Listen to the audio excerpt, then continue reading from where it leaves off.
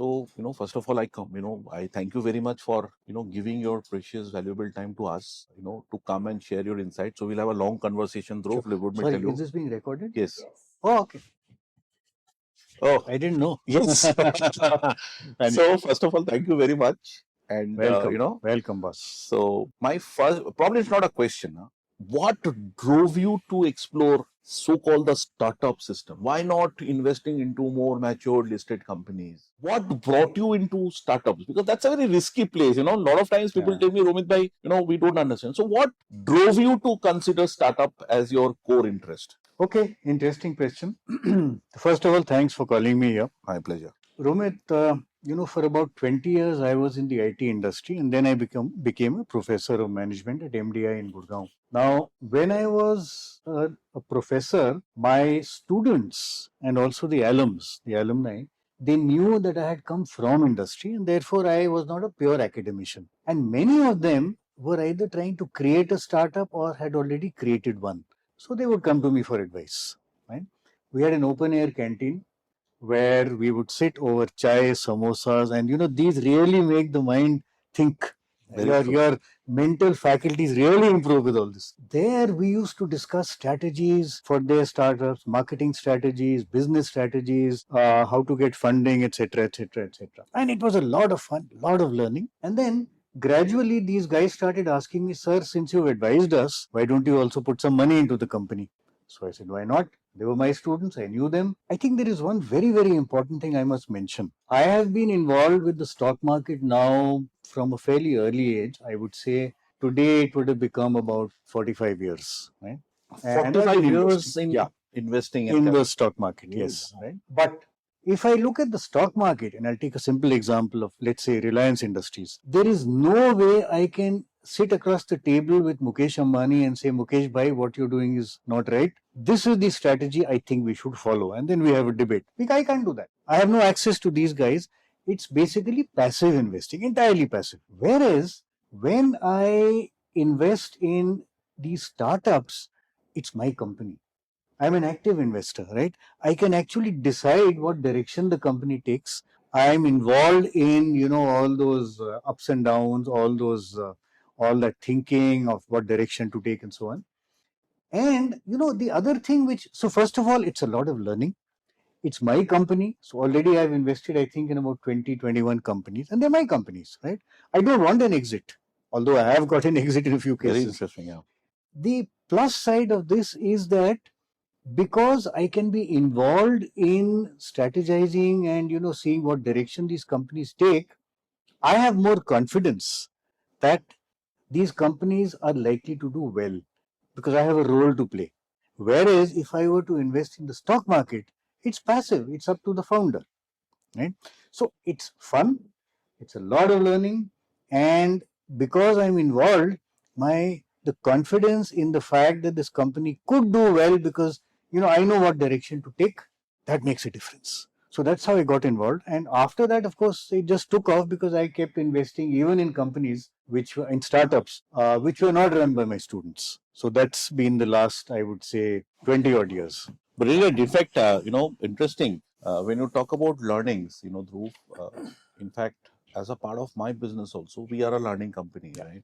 And that is where I think, my next questions to you comes. How important, because a lot of the viewers who are actually seeing this, conversations comes from a distributions background. And when I talk to a lot of these distributors, probably learnings knowledge comes at the level 2 priorities. How important it is learning for the distributors when it comes to advising a client on investments? Very, very, very, very, very, very, very, very. Have I said enough varies? Okay, very, very, very, very important. See, it's very simple. If you look at investing in startups, which is basically private as against the listed space, everything is changing all the time. Everything is changing all the time. In fact, I'll talk about that a little later. Right. And even in my career, I would say things have changed quite dramatically over the 15, 20 years that I've been involved. If I did not learn as an investor, I'm finished. Some of my early startups, have not done well. The more recent startups have done far, far better simply because there has been a learning curve.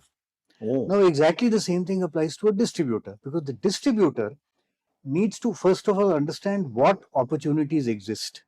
And he can't just list down opportunities, he actually has to believe in them, he has to understand them, because that's the only way he will be able to convince the client, right? So, just as me as a pure investor has been learning, and therefore the nature of my investments has significantly improved over time, distributors in exactly the same position. Because tomorrow, what has happened is, if you look at distributors, for example, mutual fund distributors, which right. is very, very common, there is really no difference between two of them, right? Very true. I mean, they are ultimately selling the same product. So, who will the client, who will the investor go to? It will be the distributor who is more confident about. And that confidence can only come from the fact that the distributor has learned what has happened to this entire breed of startups, what has happened to angel investing, what's happened to VCs, how our strategy is changing. Till he knows all that, I mean, the client doesn't trust him. He goes to somebody else. So I think learning becomes extremely important. Very, I very think what important. you said correctly, and I absolutely, agree that not only learning, continuous learning creates Absolutely. trust. It creates Absolutely. confidence, which converts into a trust. I think. Absolutely, I think that absolutely valid. And not only creates trust, it then leads to a long term relationship, because once you have trust, unless you give the client reason to betray that trust, I mean, the relationship just continues. So it's absolutely. a one time, well, I wouldn't say it's one time, but the investment is learning is an ongoing process. So, my another question to you is that lot of times the distributor fraternity has perceived alternate investments or angel investing Yeah. as one of those risky assets. Is it really risk? Is anyway is ignorance, lack of knowledge. Yeah. So, is it actually risky, or if you know it well, if the product is managed well, you can control risk. Yeah. If you can throw some light with Yeah. respect to lead invest, which Yeah. which is one of the premier angel funds in this country. No, so absolutely right. So, first of all, so actually, it's a long answer. It's a fairly long answer. Let me, before I give you a specific answer to this question, let me first take you through what has happened in the field of startup investing over the past several years in India. We're talking about India. You know, when startups in India began, and that was typically, well, it really started booming somewhere in the early 2000s, right? And you had angel investors at that time and VCs as well. Unfortunately, what happened was, see, many of these startups were internet based, right? And frankly, at that time, most businesses had no clue how to make money on the internet, right? Very true. They also had no clue how to measure success. So when things started, they actually started off by monitoring visitors to the site, right, Okay. which is eyeballs. And if you Right. I remember, remember that there as was a eyeball. time, correct, chase eyeballs. There's no business, there's no revenue, but you keep chasing eyeballs. So it's like going into a mall and saying, as long as I have enough visitors into the mall, I am happy because the mall is doing well. No, it is not, because nobody's bought anything. They've been in that air conditioned environment for 2 hours. They've, looked into all those windows, did their window shopping, walked out very happy, but there's no business, right? So this is a parallel. So this is when you had the dot-com bust. Right. Eyeballs became a dirty word, right? Then people moved towards, okay, let us now start chasing revenues. Unfortunately, it was revenues at any cost, even at a loss. That's how the transformation is taking place. Exactly. Initial eyeballs, now revenue Revenues, but I at any don't care if cost. it's a loss, Very right? interesting. So all these internet-based companies, they said, look, let's keep growing. Let us make sure that we grow into a position of market leadership. We are dominant, etc., etc. At some stage in the future, we'll make a profit. But this kept continuing. It just went on and on and on.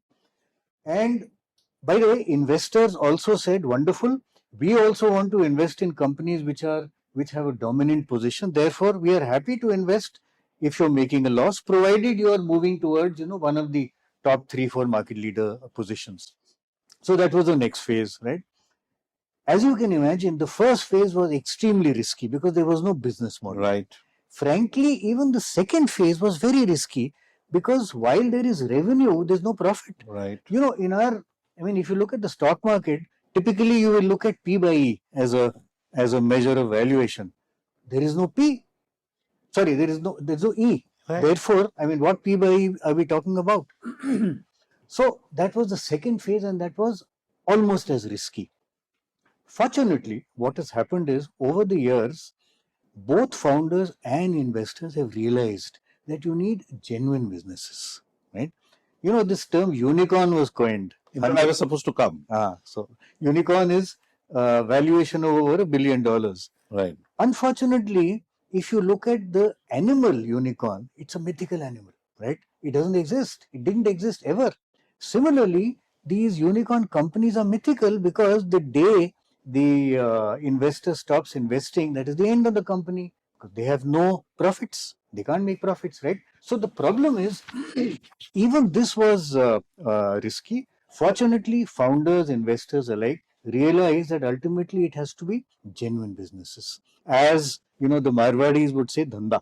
If you don't have profits, sorry boss, you're not a business. Yes, if you don't have profits today, but you are moving towards profitability. Are you doing the right things? Yes. So that it Correct. So that you're moving towards profitability, then yes, I'm willing to invest in you. So things have changed over the years. Today, investors are very, very clear. They are saying we are not going to invest in companies which are effectively permanently loss making. Show me a path to profitability and I will invest. Therefore, the risk in investing in startups has changed over the years. Today, it is much less risky, much, much less risky. I'm not saying it is not risky. Look, anytime you want alpha, you have to take a risk, right? Absolutely. And if you don't want to take a risk, you invest in fixed deposits in the State Bank of India. That's probably the only option you have. Or they don't provide you guarantees beyond the sovereign amount. Correct. So the point is, yes, it has been risky, but fortunately the risk level has come down. But I would say, ultimately, when you're a investor or a distributor or anybody who's involved in investing in different kinds of assets, I think the key is not the risk, the key is the return to risk. So you will have assets which are high risk, provided they give you potentially high returns, it is worth it. Brilliant.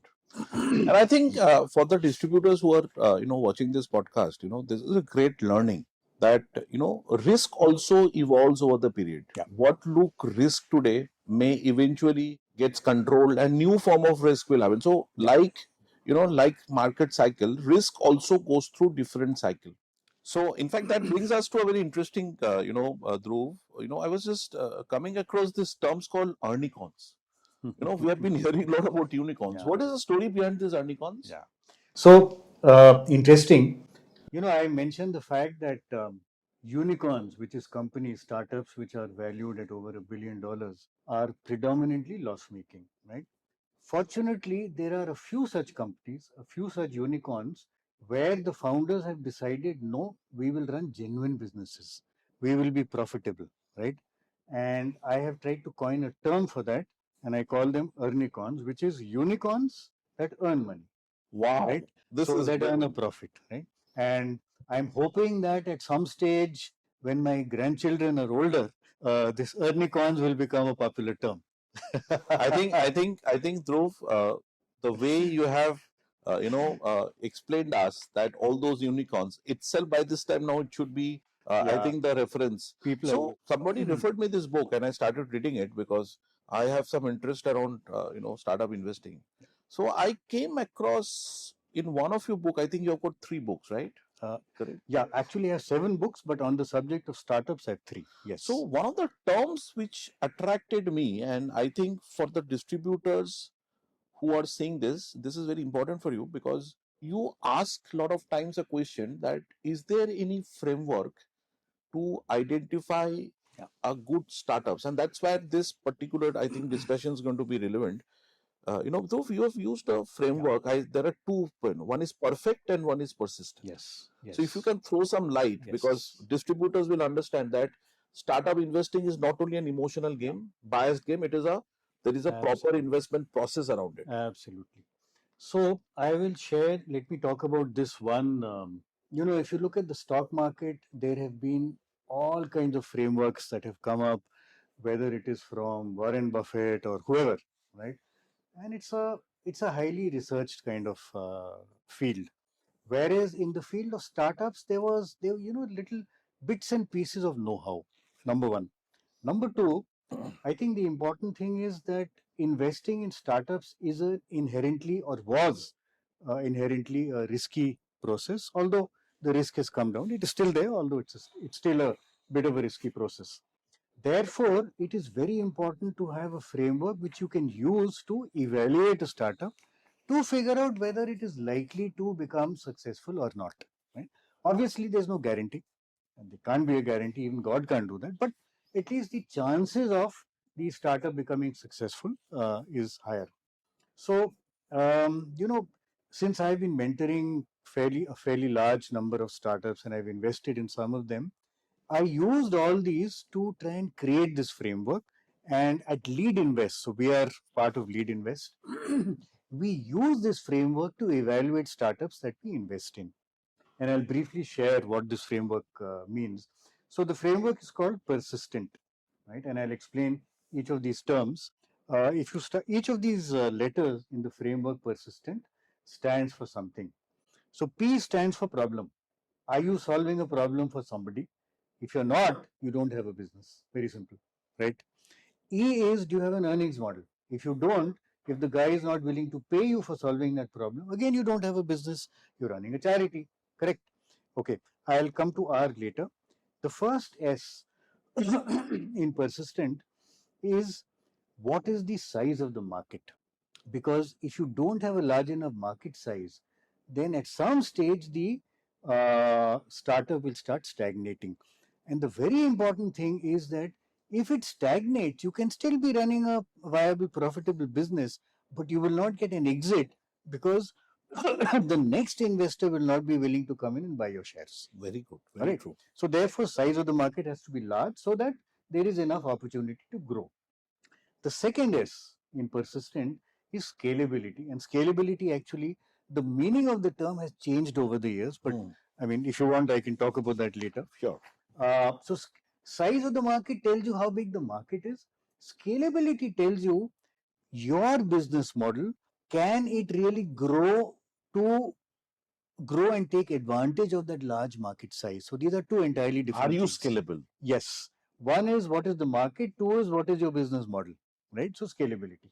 And again, you need to be scalable, otherwise you can't grow. Correct. Then I come to risks, R, right?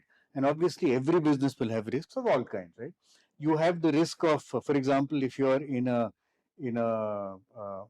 if you're in a regulated business, you always have the risk of the regulator changing the rules of the game. And that can happen anytime, right? So there are always risks. One of the biggest risks is the risk of competition, right? And to ensure that you are able to tackle this risk, you need to have what I call an entry barrier, which is the second E in persistent, right? Wow. And in financial terms, a lot of people call this a moat. We call Very it an true. entry barrier, right? So what is it in your business that prevents your competitor from coming in and pulling out your clients and taking away your market share? Right? That's How the are entry you barrier. doing things differently? Exactly. What is that unique proposition? Correct. And by the way, that uniqueness is the I. If you have something innovative, for example, if you have a solid patent, or if you have a product which has taken you, let's say, 2 years to build, and your competitor will also take maybe a year and a half to build, then that's an innovative product, and therefore you have an entry barrier. So I've covered most of these. I have basically two T's left. First T, very, very important at an early stage, particularly, is the team of founders, right? Starting with the team of founders. We have a saying in our industry, in the world of startups. If you have an average business model, but a wonderful team of founders, they'll figure out a way to make it succeed. Brilliant. And I've seen that happen with my own personal investments. But on the other hand, if you have a wonderful business model, great entry barrier, great scalability, etc., but an average team of founders, it won't work. It will collapse, right? So that is the persistent model, and this has been created based on a lot of successes that I've seen and a lot of failures that I've seen.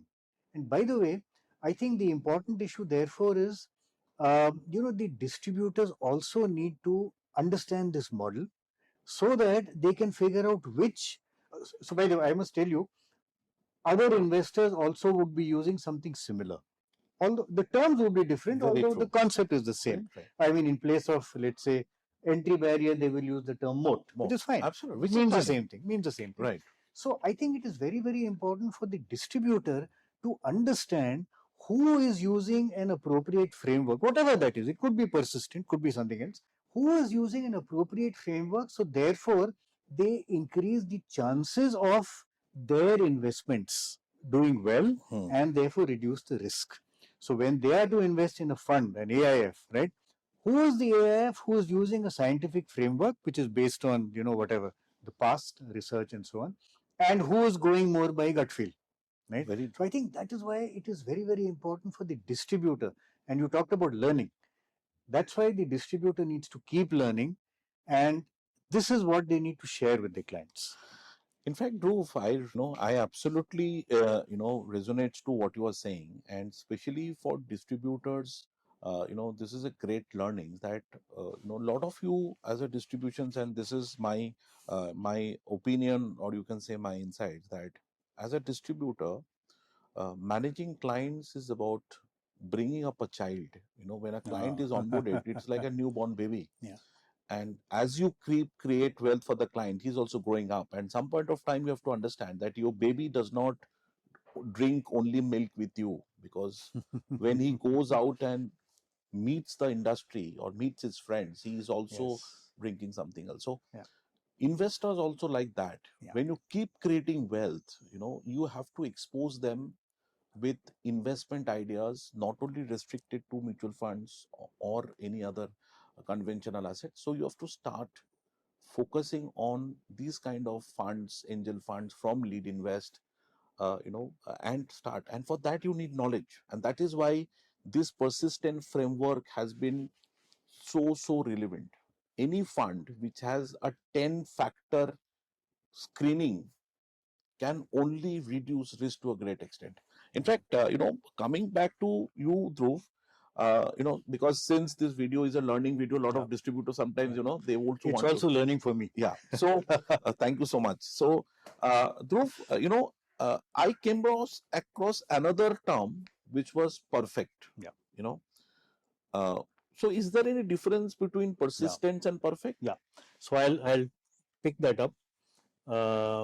So this is we realized very early on in our journey, again based on all the investments we made and the mentoring we've done, that there are two different entities you're dealing with as an investor, and therefore as a distributor as well.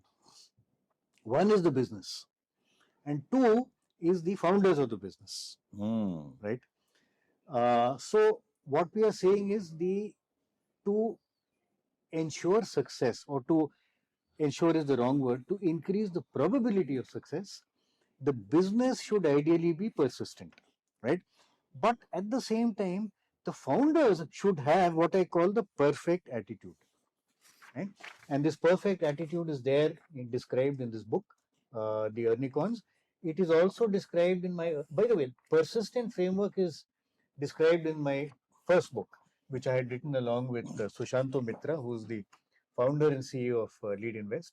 It's called Funding Your Startup and Other Nightmares, because funding is typically a nightmare. Nightmare. That's very interesting. Yeah. So the perfect attitude was introduced in this book, The Dream Founder, right?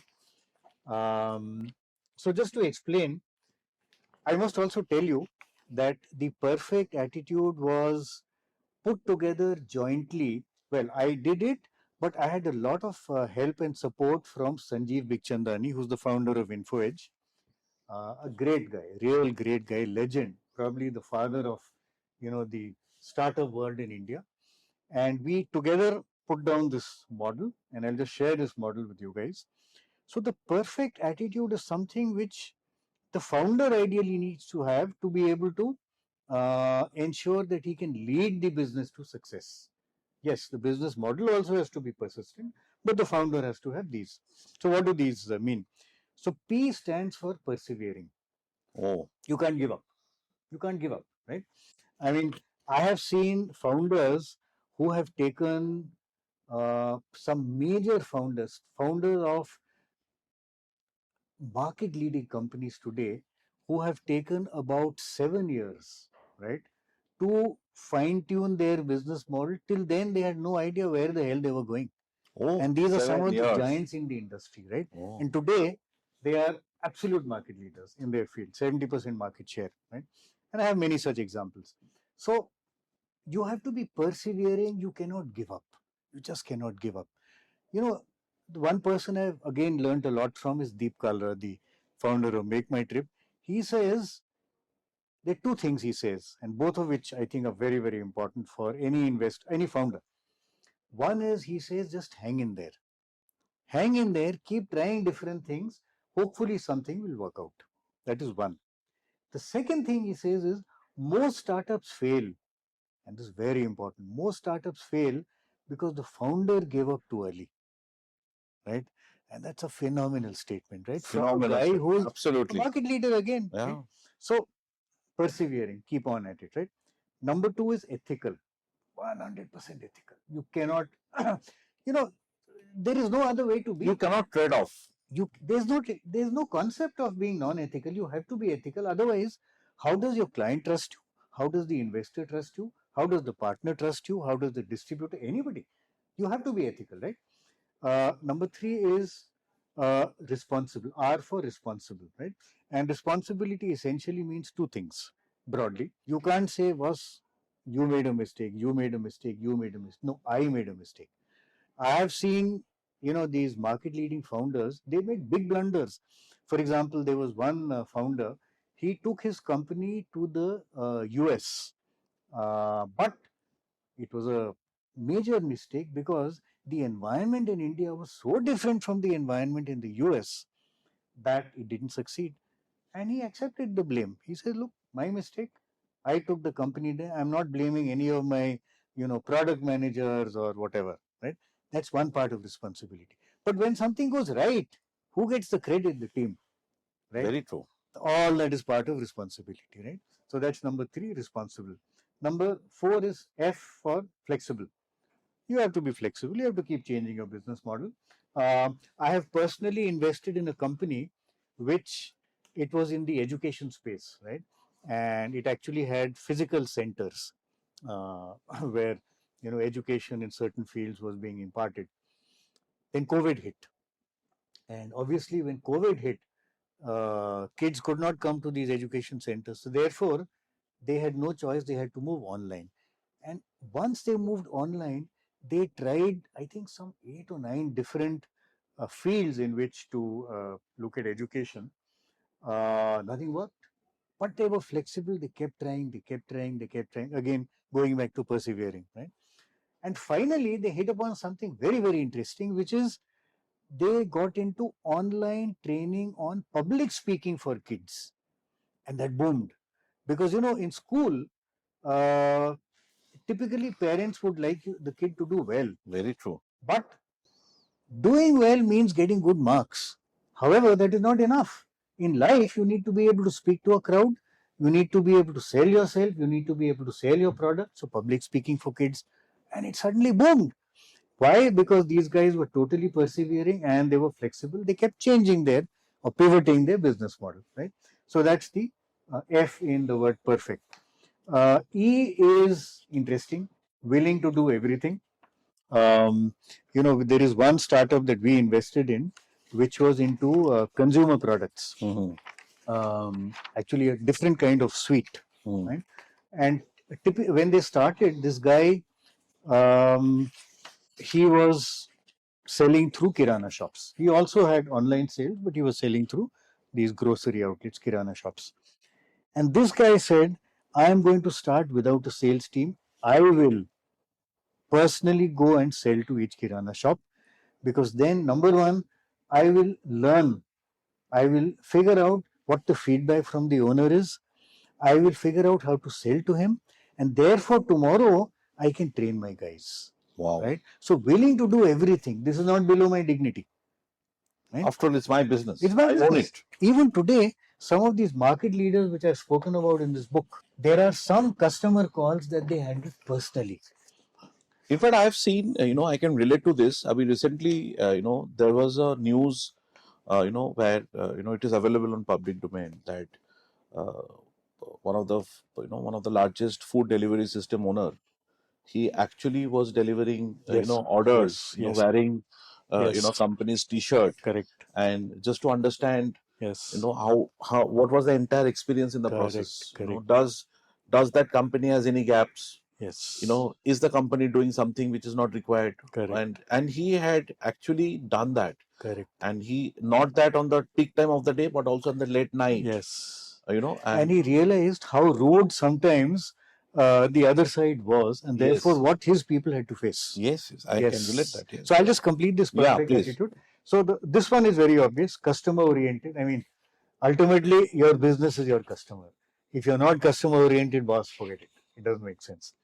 And a T is builds trust. If you do all these, you build trust. If you're ethical, if you look after your customers, if you look after your team, if you give your team credit but take the blame, you build trust in your partners, in your franchisees, in your customers, in your employees, in your team, everything. So, as I mentioned earlier, at Lead Invest, we look at businesses which are persistent, and we look at founders who have the perfect attitude. Now, one important thing I must mention, what we do at Lead Invest, and some other funds would also be doing that. Business you can understand reasonably soon, but this perfect attitude you can only understand when you spend some enough time with the founders, and therefore it's very, very important to spend that time. Very often we spend up to 2-3 months, 4 months. Sometimes if you're not sure, we put a stop, but we say, look, we'll be in touch with the founder, and it takes a year and a half. And during that time, we realize either he's not got the right attitude or he has. And that's the time when we actually take a decision. So these are things which we've learned over the years. And therefore, I would say, not only us, not only Lead Invest, but a few other funds as well, the risk in investing in private deals has been coming down over time. Of course, the other important issue is that if you're doing it through an AIF, through a fund, you are amortizing the risk across many, many startups. So yes, out of 20 investments, 5 may fail. Sure, it will happen. 10 may fail, but at least there are those 10 which will not fail, and maybe those 3 or 4 or 5 which do spectacularly well, and therefore make up for all the others. Brilliant. In fact, one of the learning sessions that I take away from this is, as a distributor, a lot of times the client depends upon you to choose the right investment instrument, Correct. and also analyze various parameters to refer. So for a distributors also, when you get associated with, Lead Invest, and in their framework, you are basically also managing the risk, because if you would have advised investors directly on, startups, there would have been a lot of factors which might have overlooked, because as Dhruv rightly said, that understanding business, is something, and understanding the founder needs involvement. And when you give your clients money to people like them, who has built, companies, which is all today great companies and great wealth creators, you are actually doing the things which is required. Yeah. Uh, So sorry. yeah. So just an interesting piece to add to this. Let me try and apply this perfect attitude to distributors. Oh, wow, that is interesting. I would love to know that. Yeah. So I'll take maybe 2 or 3 of them because it will take too long otherwise.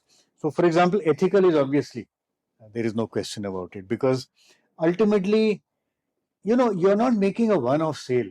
You're trying to build the relationship where, as the client grows his investments, he continues to grow it through you and with you. It's a relationship. It's like a marriage, right? So ethical, there is no issue at all. There was a time when distributors would have sold only maybe equity funds, debt mutual funds, and maybe hybrid funds, right? That was probably the entire gamut. But today you have this wonderful new opportunity where you can, you know, get your client to invest in AIFs, which ultimately will invest in startups, right, at various stages, right? Which means that you have to be flexible enough to keep changing your product line.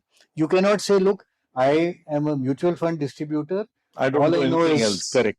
All I do is debt and equity and hybrid. That's it. I will only stick to this, right? So therefore, that's a great new opportunity. And if you don't do it, somebody else will, right? Which means, I mean, that's your entry barrier taken away. Your client goes to somebody else who is getting perhaps higher returns. Okay, then look at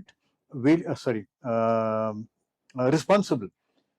It's very easy to say. Suppose you were to ask your client to invest in an AIF, right?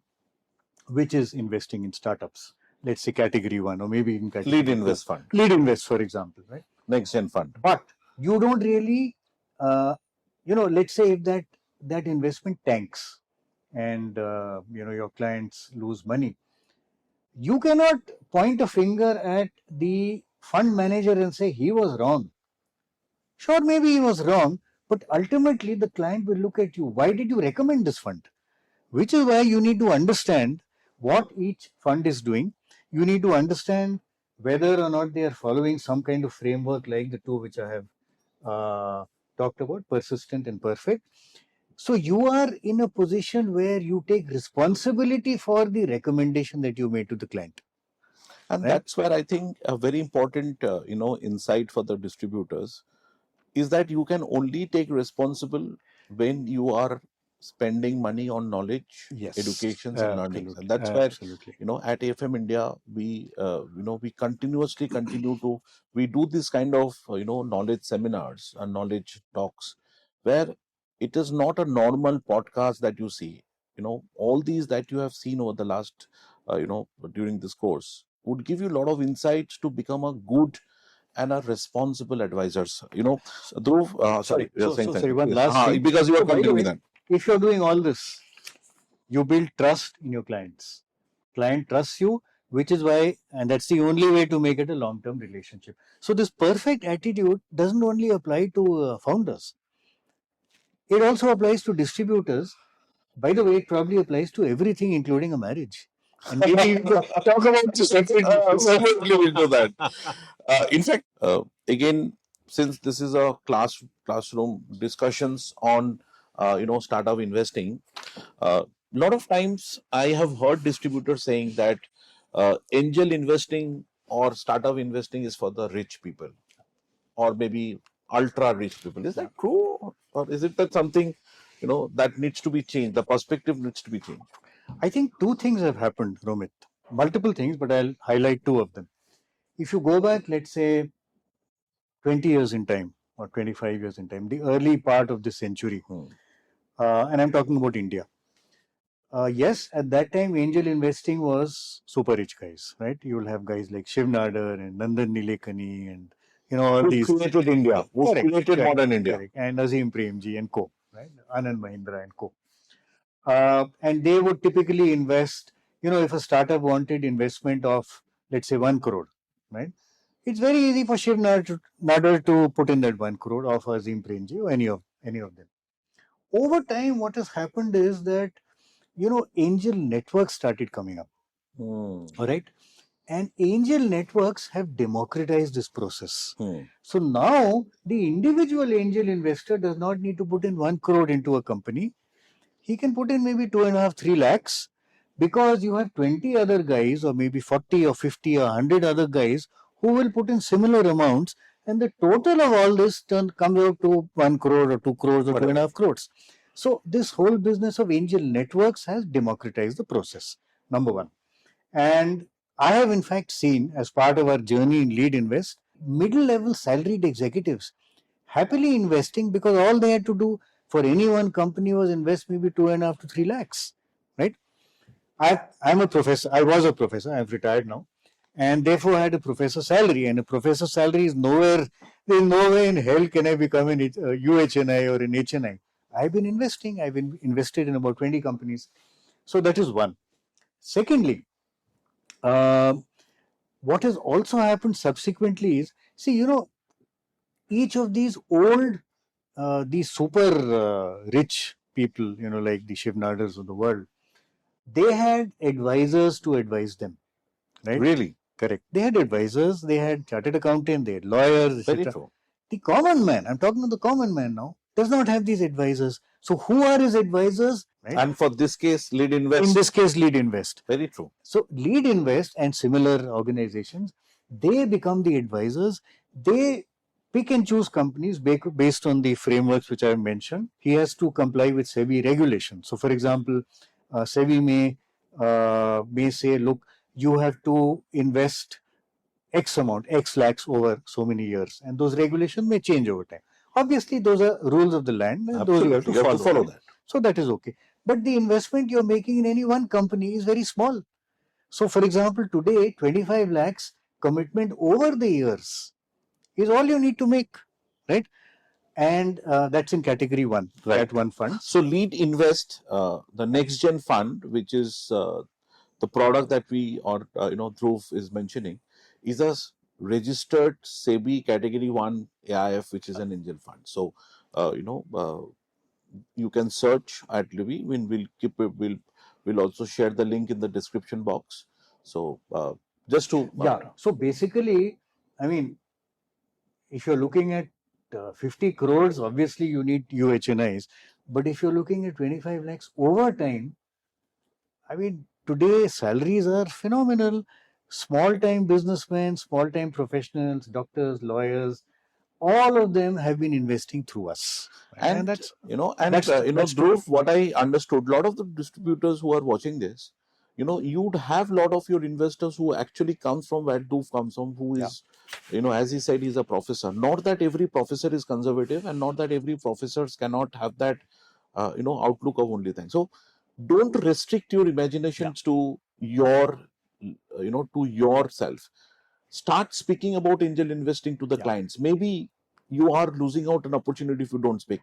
If you're a distributor and obviously you're advising your clients, please remember, yes, the risks have come down dramatically, but it is not as safe as a fixed deposit. Obviously, you can't assume if you're going to get alpha. I'll give you one simple example.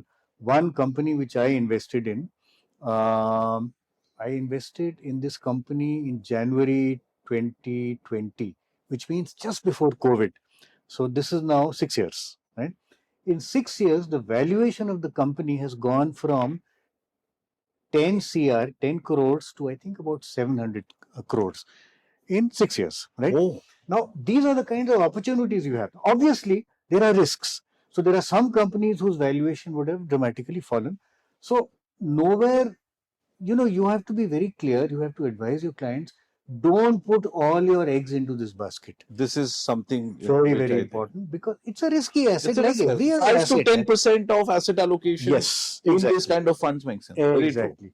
10%, again, depending on your risk-taking ability. Don't, say, okay, I will put 5% in fixed deposits and maybe 5% in listed equity and the balance 90% in angel funds. Don't do that. Don't do And that. if you do that, you lose the trust of your investors when they lose money. And also a lot of investors also who are seeing these videos, as you understand, that please consult a financial distributors while taking such investment decisions, because as an investors, a lot of times we think that we know it all, but there are a lot of intricacies and there are a lot of things, that impact and influence your investment outcomes. Dhruv, my second last question is, how does Lead Invest also work with distributors? Do you have a process of empaneling distributors and work with them? Yeah, sure. We have a process, and in fact, we have already appointed a few distributors. And for this, you can either contact AFM India, or you can come to the Lead Invest website, and there are options there for contacting, where you can contact us. And you're most welcome to go through that and look around. Start advising your client. Start advising your client, and get into, a partnership with your client. It's not just the age-old State Bank of India fixed deposits or the Punjab National Bank fixed deposits. Now, this is the opportunity really to generate alpha. Brilliant. And I'll also, after 10 years, don't regret saying that if I would have invested 10,000 rupees in Wipro, this would have been 10,000 crore. I see that. So Correct. one of my distributors sent me that if you had invested 10,000 crore, 10,000 rupees in Wipro in 1979, today would have been 10,000 crore. Yeah. So I asked him, what are you doing that so that you don't repeat the mistakes? Correct. So Exactly. my last question is, what are the 3 important things that you want to communicate to distributors, investors when it comes to startup investing? All your last 45 years, 3 important things that make startups, obviously we learned about knowledge, scalability, perfect, that's all fine. 3 important lesson that you want to share with your, with your viewers. I think there are many more than 3, but let me talk about 3. So first of all, very, very important, and this is something which I've personally learned, and I think most investors like me have learned over the years. It's a wonderful opportunity. I mean, you have seen valuations go to 10 billion, 20 billion, but you've also seen them come down. Don't invest based on tips, excitement, hunch. No, follow a process. And that's what we've been trying to do at Lead Invest. The process of looking at a persistent model, looking at perfect attitude, and so on. That's number 1. Number 2, don't put all your eggs in one basket. Yes, it's a very good opportunity, but remember, it is some investments fail, some investments succeed. Be prepared for this. Number 2. Number 3, also please remember, and I think this is something which Warren Buffett initially said about stock market investing, be in this for the long run. You are not investing in these kinds of startups because you will suddenly become rich in 6 months. No, it won't happen. It can't happen. It can't happen. These are long-term things, right? You invest in a startup, that startup has to get an exit. When the next investor comes in, maybe that next investor gets his exit and so on. It may take you 5 years, it may take you 6 years, it may take you 7 years. Point is, and most of these funds are long-term funds, right? So please remember, it's a long-term game. It's not what I call a get-rich-quick scheme. It's not a scam. It's a long-term game. If you're in for the long run, believe me, I've seen a lot of investors, I've seen lots of funds. I mean, you can really generate far more alpha than I would imagine you can generate from any other asset class. But yes, long run, be careful, follow processes.